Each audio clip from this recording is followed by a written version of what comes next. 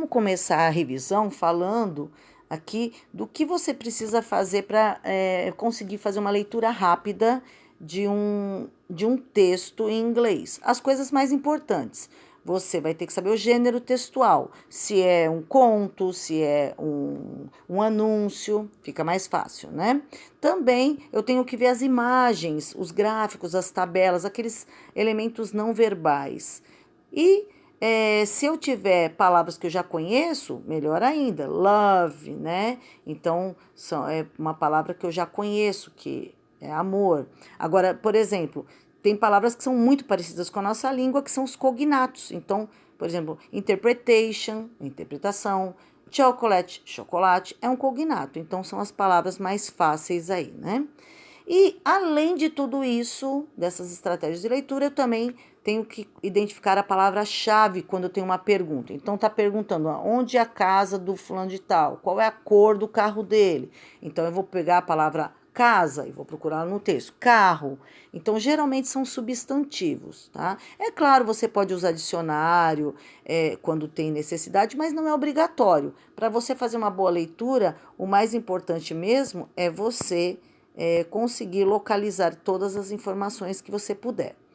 E coloquei aqui para vocês pausarem e depois relembrarem as expressões de opinião.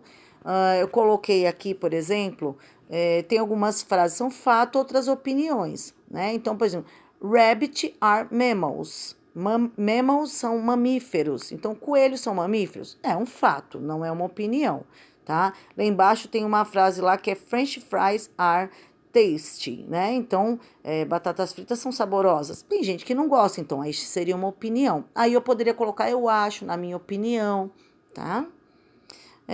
O que é linguagem não verbal? A gente já falou disso num texto aí também, e é quando eu apresento um gráfico.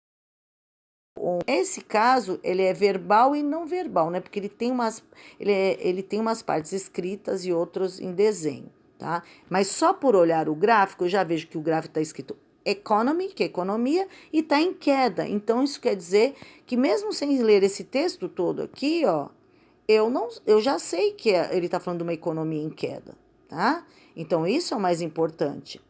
Então, outra coisa que vocês precisam treinar algumas palavrinhas que eu coloquei aqui, ó. Vocês pausam depois. Essa parte que tá em negrito é porque são as partes fortes, né? Responsible, situations, require, against. Então, help, que é uma palavrinha única, help, né? Democracy. Então, aqui, ó, e eu coloco algumas informaçõezinhas, vocês podem pausar, ó. Aqui eu coloquei até como se fala, ó, dictatorship, tá? Então, só para vocês pausarem e guardarem alguns vocabulários que a maioria eu já tinha passado para vocês. Então, fazendo isso aí, vocês vão ter uma boa prova. Uma boa sorte aí para vocês, uma boa prova, né? Good luck, boa sorte para vocês, uma boa semana.